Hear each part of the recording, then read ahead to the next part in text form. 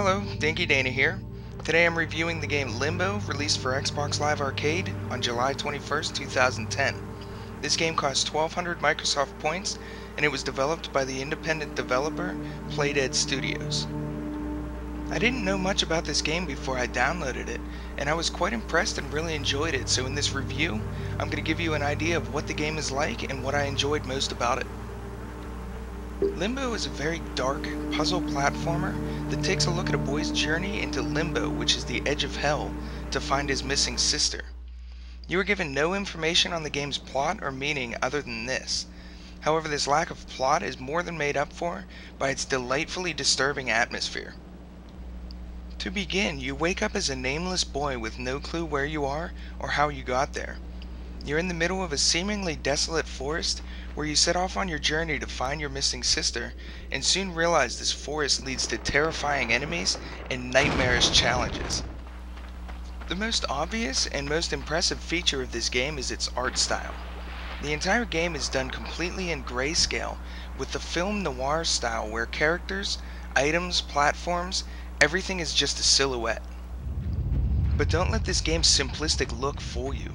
This art style is really used to significantly enhance the eerie and haunting atmosphere while drawing focus to the disturbing environments and brutal deaths you will be experiencing.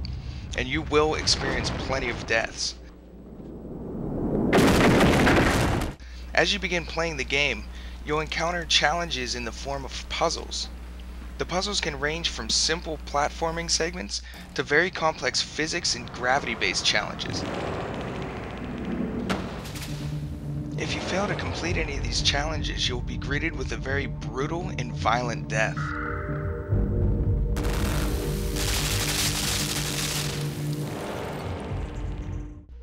While you will be dying often in many morbidly humorous ways, dying is never really frustrating. When you die, you're just set back a few seconds earlier, your latest checkpoint, and are given another chance to figure the puzzle out. I thought the puzzles were well thought out and were pretty well balanced. They didn't invoke much frustration and gave you a nice sense of satisfaction when you would finally solve them.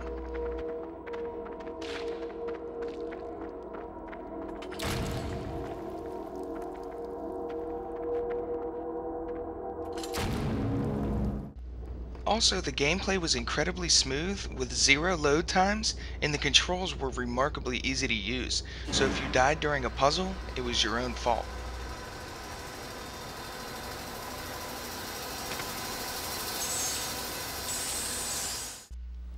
It's easy to see how the art style enhances Limbo's eerie atmosphere, but another element that enhances this feeling is the music, or better yet the lack of music.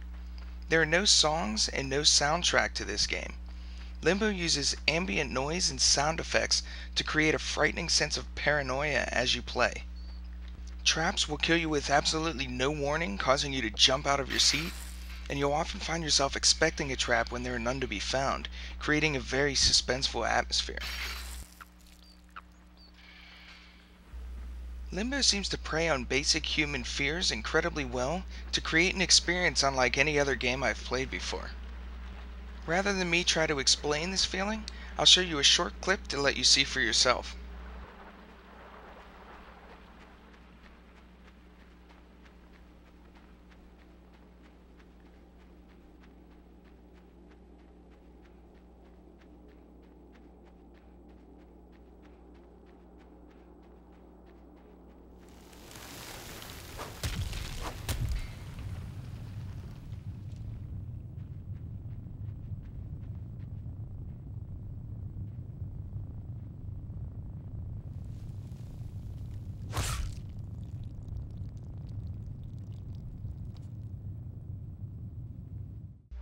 I don't want to show much more of the game because one of Limbo's major drawbacks is its length. It's supposed to be a 5 to 6 hour game for your first completion, but I finished my entire first playthrough in just under 3.5 hours. This kind of made me feel like the $15 price tag was a bit high for such a short game, but the overall experience was like no other game I've played before, and I honestly have no regrets about shelling out the $15. If you enjoy the psychological horror genre and don't mind an ambiguous plot, this game is definitely worth downloading. I'm going to give Limbo a score of 9 out of 10. I hope you enjoyed this review. I'm Dinky Dana, and thanks for watching.